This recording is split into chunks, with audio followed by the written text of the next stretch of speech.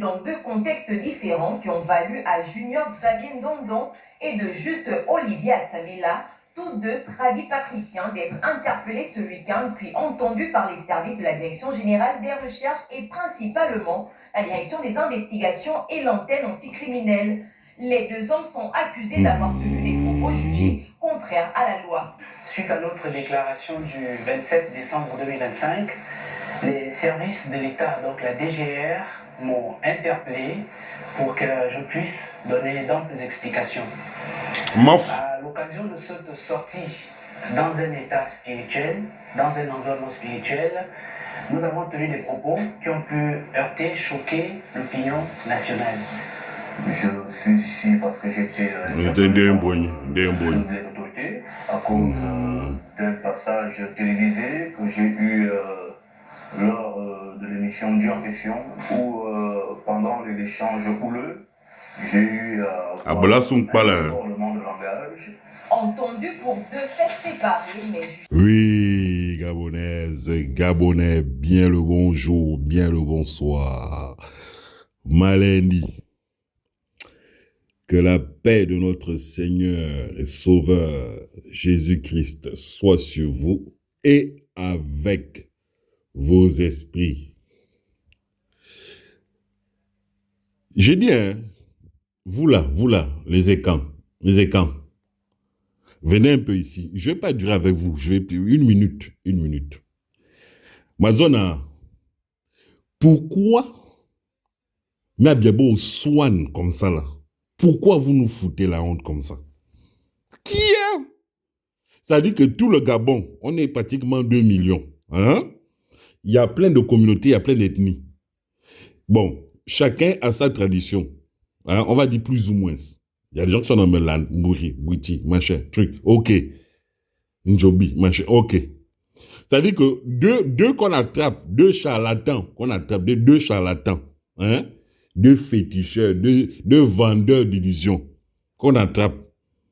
C'est vous là les écans. Qui est Zossan? Non.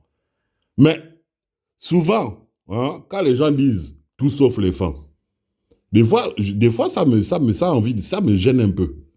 Mais des fois les gens ont raison. Toujours vous. C'est toujours vous là. Je dis, toi là, toi qui as la tête des bites là, qui passe son temps à mettre c'est même pas du kaolin, c'est du sperme que tu mets au visage. Toi qui as le petit bonnet chaperon rouge, là, le petit chaperon rouge.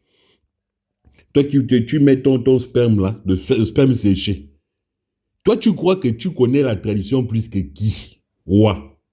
Oneza. Moi je me présente.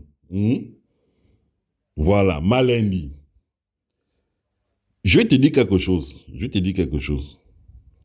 Il faut que tu arrêtes, toi et l'autre là, il faut que vous arrêtiez de faire la promotion, d'accord, hein, des assassinats. Minete, Minete, vous êtes des assassins. Il faut arrêter. Quand on vous demande d'arrêter, arrêtez. Le pays là, le Gabon là, c'est Jésus-Christ qui a le contrôle. Vos trucs là ne servent à rien. Et je vais terminer à tous ces gens, hein, à qui vous vendez du rêve. Vous savez, la dévotion au diable, c'est pas ce que le diable te dit de faire. C'est le fait que tu t'exécutes, que tu vends ton âme et qu'il te donne un pseudo-pouvoir, un pouvoir illusoire. Parce que lui-même, il est condamné à mourir, à être enfermé. Est-ce que ce que le diable vous dit là, il a plusieurs façons, c'est un rusé. Ce que lui veut, hein, quand il vient manipuler, c'est que tu te soumettes. Quand tu te prosternes là, tu donnes ton âme. Ce n'est pas l'acte de tuer qui te donne le pouvoir. C'est parce que tu t'exécutes. Il y a eu la chute en Éden, pourquoi? Parce que Adam et Ève ont désobéi. Ce n'est pas parce que le fruit était pourri ou pas. C'est le fait de désobéir et le fait de se soumettre. Est-ce que vous avez compris? Et est-ce que vous avez compris? Voilà, Malendi. Dégagez maintenant, foutez le camp. Nyame bile caca.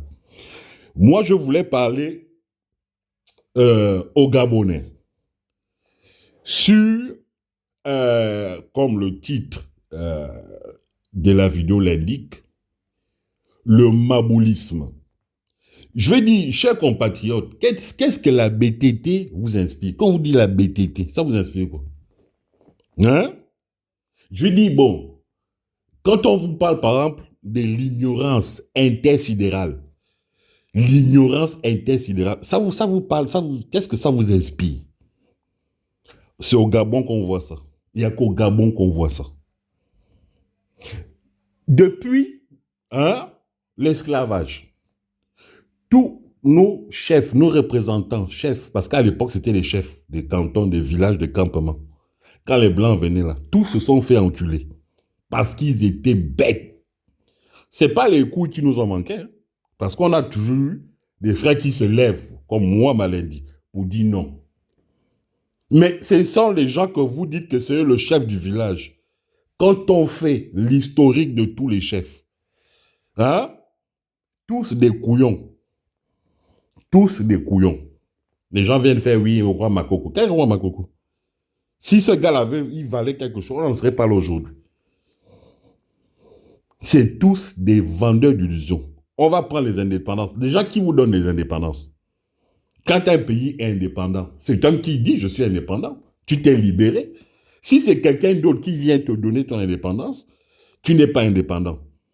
Et pour les cons profonds, je tiens à vous rappeler que, bizarrement, vous avez eu vos indépendances en même temps que le Sénégal, en même temps que la Côte d'Ivoire, en même temps que le Togo, le Bénin, tous les pays francophones, c'est-à-dire toutes les anciennes colonies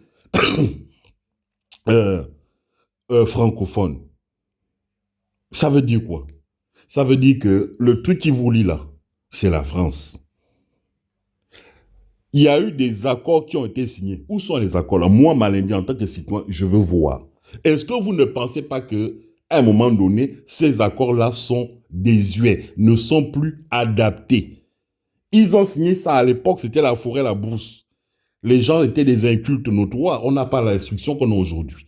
Et même ceux qui sont allés le représenter, qui sont allés signer, étaient bêtes. Aujourd'hui, est-ce qu'on doit encore avancer avec les mêmes accords? Ben non, puisque eux-mêmes, quand ça ne va pas dans leur pays, notamment en France, ils font des réformes. Pourquoi ils ne veulent absolument pas revoir les accords? Mais parce que ça les arrange. Ils sont gagnants à tous les niveaux, c'est-à-dire qu'on dort, on se réveille, on crie, on pleure, on meurt, machin, et ils sont gagnants. Et encore mieux, ils mettent des incompétents, des abrutis à la tête de nos États. Vous prenez le Homba. Ça, c'est quelqu'un. Ça, c'est un individu. Ça, c'est un être humain. Il n'avait aucun niveau. Aucun niveau. Et il ne voulait même pas la démocratie. Il faisait des guerres avec les... Comment il s'appelait Hilaire Obama et tout ça là. Il ne voulait pas. Jean-Hilaire Obama, je crois. Lui, déjà, c'était un petit dictateur en herbe. Et comme il était un peu trop con, ils ont dit, on va mettre Omar, le petit là. Omar, c'était un basketteur l'équipe des Baka, les pygmées Baka là. Omar Bongo, c'était le basketteur, c'était un pivot. Les pivots, c'est ceux qui sont grands d'état dans le basket là. Omar, le petit là. Sa passion, c'était la ganja. Cannabis. C'est-à-dire que le gars, il tapait le tabac Congo. Il avait des yeux rouges. Après, il se met loin comme ça, il regarde les écoles. De loin, il regarde les écoles avec les yeux rouges comme ça. Il n'a jamais été à l'école. Vous avez vu quand il parlait avec les Français, les correspondants français.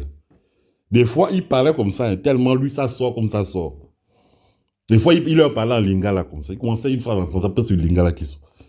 Le gars, c'était... Tant pis, quoi. Il a fini à la chronique. C'est la chronique qui l'a fatigué, la chronique. Voilà. Quand sa meuf, la danseuse de Moulin est partie, là, il a craqué. Mais le gars était inconscient, bête de nature. Il est né bête. C'est-à-dire, c'était inné chez lui. Il voulait ski. Curly. Le gars arrive, il a une calvitie à yin. C'est-à-dire que les cheveux commencent au milieu de la tête. Ce qui pousse à la nuque, là, il frise, il fait des chœurs, après il chante. Il fait des albums. Personne n'écoutait les albums, là. Personne. C'est-à-dire que même son producteur, ça lui cassait les couilles. Mais le gars était passionné de son. C'est quelqu'un comme ça qu'on vient dire, non, c'est lui votre président. Gars, parle un peu une langue, un dialecte du pays. Non, dès qu'il ouvre la bouche, c'est le Naja, le Pidgin. Bête, lui, c'était carrément la BTT d'Omar, du père, là, fois 4, fois 5 même. Extrêmement bête.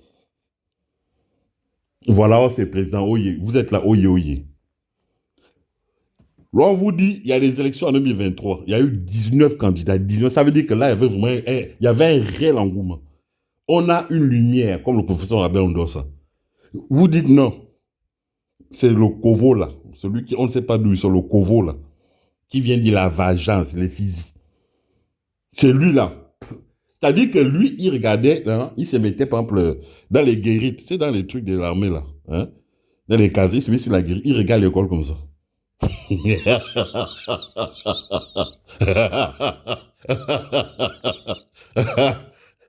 Ah non, Gabon, on est fort.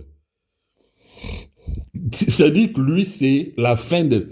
Tu vas, tu fais tout un parcours, à la fin, là, c'est la BTT. C'est-à-dire que la bête qui t'a rendu bête à Bethléem. Voilà votre illégit, là.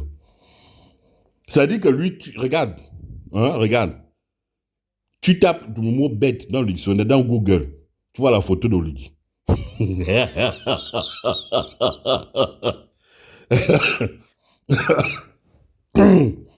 Voilà les gens qui nous sont nos dirigeants.